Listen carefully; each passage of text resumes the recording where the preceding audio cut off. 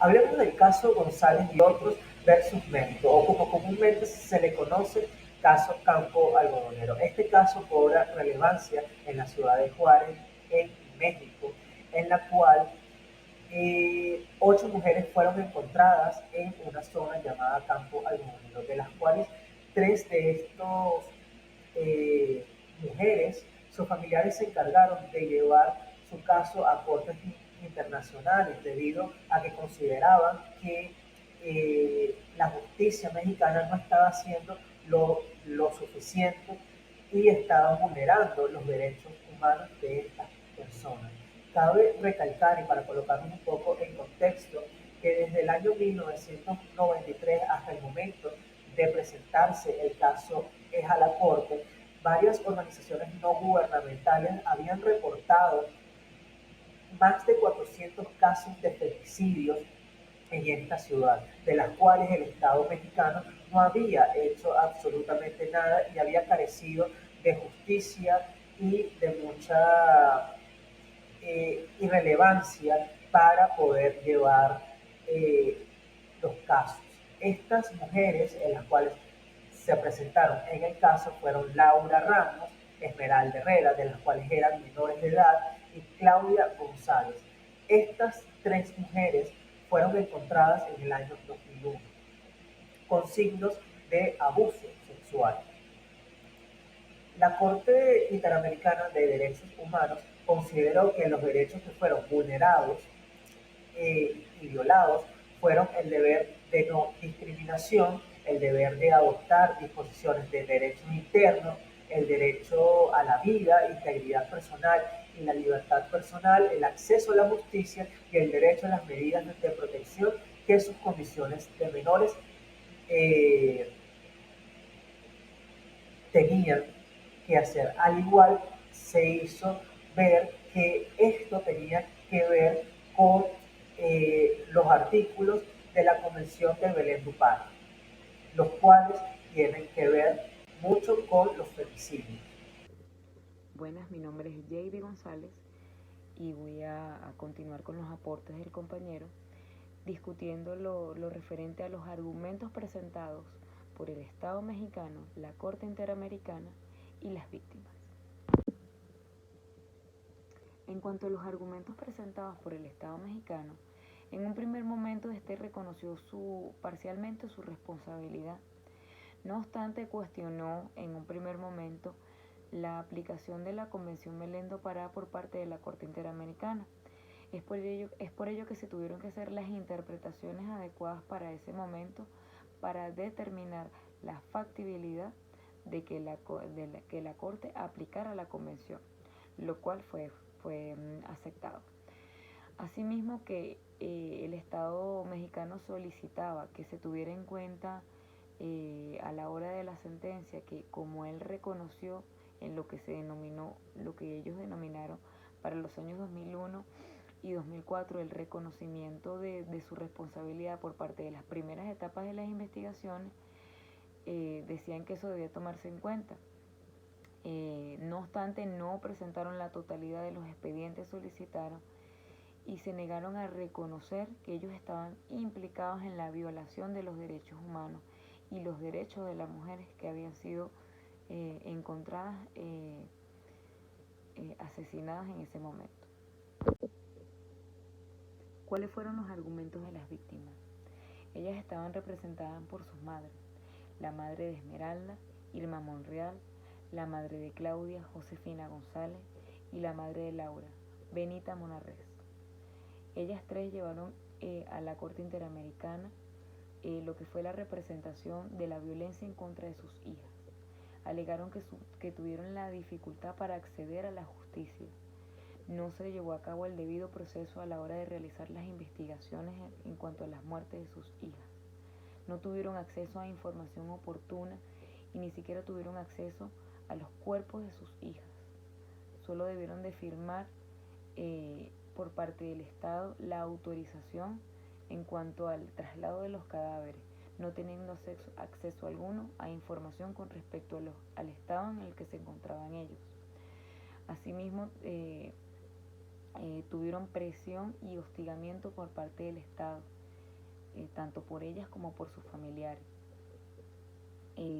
Los alegatos que ellas presentaron tuvieron sustento y fueron sólidos porque contaron con el apoyo de organismos nacionales e internacionales, que fueron claves para determinar luego lo que fue la responsabilidad en cuanto a los sucesos de sus hijas.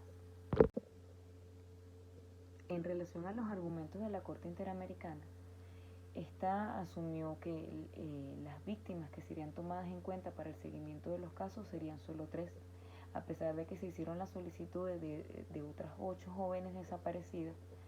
Las madres de estas no acudieron a la Corte. Es por ello que solo se tomaron en cuenta las 3 jóvenes que se mencionan al comienzo.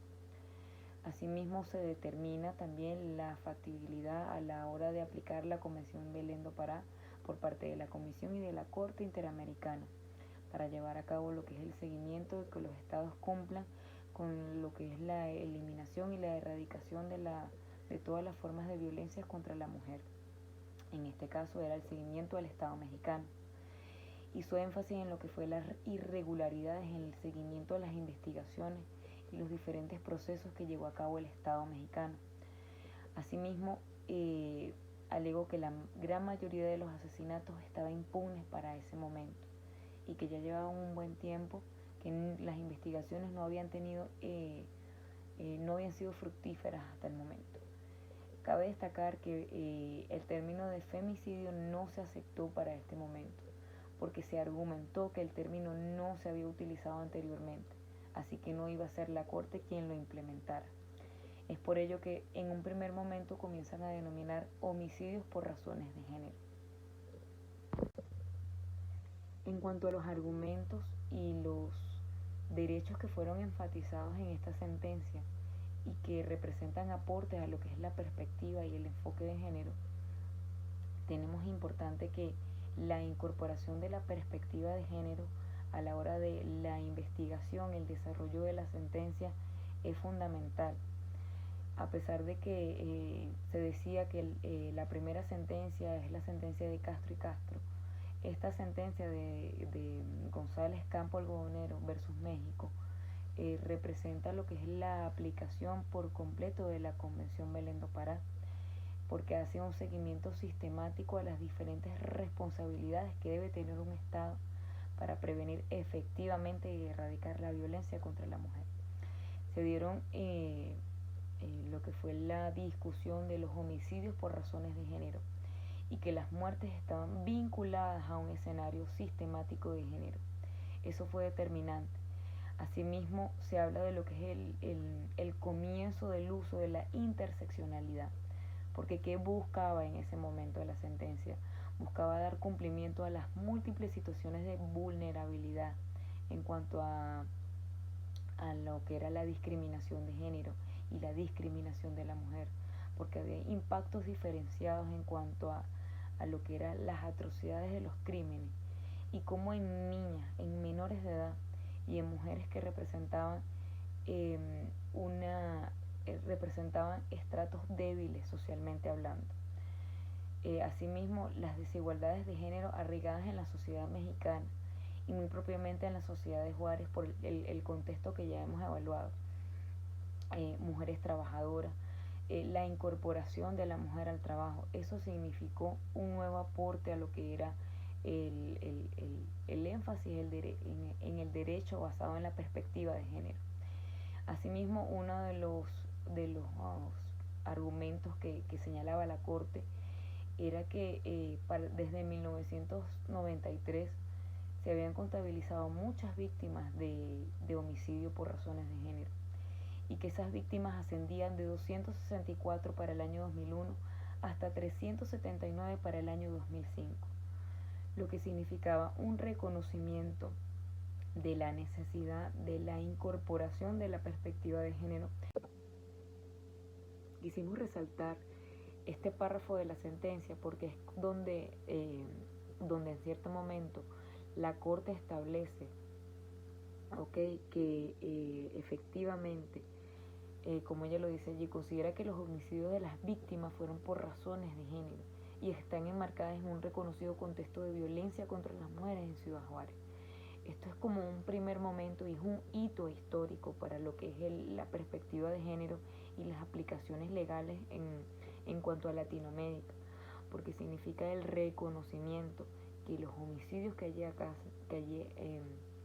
allí ocurrieron, lamentablemente, tenían una perspectiva basada en lo que era la desigualdad y la violencia contra la mujer. Claro, ahí en ese párrafo todavía no se había determinado o todavía no se describe lo que era el reconocimiento por parte del Estado a que se atribuía que había vulnerado algunos derechos contra las mujeres. Luego que se estableció la responsabilidad del Estado mexicano por parte de los hechos que acontecieron en Campo Algodonero, se establecieron una serie de reparaciones. Las primeras se denominaron reparaciones transformadoras, porque esas reparaciones buscaban eliminar la violencia estructural que en tiempo y espacio habían estado ocurriendo por mucho tiempo y que habían sido impugnes a los ojos del Estado. Estas reparaciones llevan una serie de denominaciones en cuanto a lo que son cambios en las políticas, desde el diseño de la prevención, del abordaje, de las investigaciones, que se debían de contar con protocolos relacionados con las investigaciones, que tuvieran acorde a los tratados internacionales y que tuvieran en cuenta el debido trato a las víctimas y a sus familiares. Asimismo, la obligación del Estado de investigar e identificar los responsables. Se habló también de unas garantías de satisfacción. Estas garantías de satisfacción buscaban de cierta manera reivindicar lo que era el daño que estaba presente en los familiares en ese momento. Se decía que debía de darse una disculpa pública a los familiares y a los afectados, erigir un monumento que sirviera de memorial para recordar la atrocidad con la que se habían cometido los hechos y que no debía repetirse, así como establecer un día nacional. Se dieron garantías de no repetición, restitutivo y constitutivo. Esto buscaba fundamentar en México contar con políticas de prevención y erradicación de violencia y una serie de indemnizaciones que tenía que ver con los familiares y los afectados con las víctimas. Allí vemos en esta imagen, ese es el memorial que se develó en el año 2012 y que se llama Flor de Arena. Ese memorial, según su autora, busca representar la flor erige lo que es la flor árida en el desierto y que busca renacer con una mujer triste, árida, según lo que relata la artista, lleva en ese manto el nombre de 400 mujeres, porque según ella no tuvo el espacio suficiente, y lleva alrededor de 15 rosas, y 15 rosas que representan, cada rosa representa 100 muertes, bueno, haciendo alusión a las de más de 1500 femicidios ocurridos. No obstante, cuando se develó este monumento, las madres de las víctimas no estuvieron de acuerdo, porque no se hizo énfasis en las tres jóvenes que fueron víctimas y cuyos cuerpos fueron encontrados en Campo Algodonero. Y en vista de eso fueron muchas las protestas que se llevaron a cabo cuando se realizó cuando se develó el monumento, y que no es aceptado por sus familiares. No obstante, esto fue lo que se llevó a cabo por las autoridades mexicanas. Asimismo, las disculpas públicas no fueron hechas por el presidente. Él designó a alguien para que las hiciera, y esto ocasionó molestias por parte de las víctimas, ya que consideraron que no era lo que se había establecido en las reparaciones. ¿Qué nos encontramos en la actualidad con los 15 años que cumplirá la sentencia Campo Algodonero?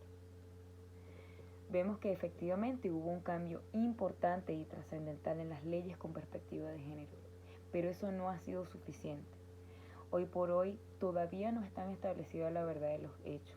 Hay impunidad porque ninguno de los homicidas fue detenido y ninguno fue juzgado. Asimismo, ninguno de las autoridades que hicieron omisiones en el proceso de investigaciones fue detenido ni fue juzgado. Las capacitaciones que se hicieron hincapié como parte de las reparaciones y las garantías de no repetición parecen no estar causando el impacto que realmente debieran tener, ya que se continúa con un Estado inmerso en lo que es la misoginia, inmerso en la violencia de género. Esto se evidencia en las altas tasas de femicidio en aumento entre las ciudades y ante la indiferencia de las autoridades a investigar a profundidad estos hechos. Esto representa obviamente el fracaso de políticas de prevención de violencia contra la mujer en el Estado mexicano. Y ya para finalizar, con las imágenes de Esmeralda y con las imágenes de Claudia de fondo, queremos hacer énfasis en la necesidad de seguir incorporando la perspectiva de género en todos los aspectos. Los enfoques de interseccionalidad son necesarios. La impunidad de estas jóvenes representa lo que en el mundo y en el contexto internacional han sido lo que es las violaciones a los derechos de las mujeres.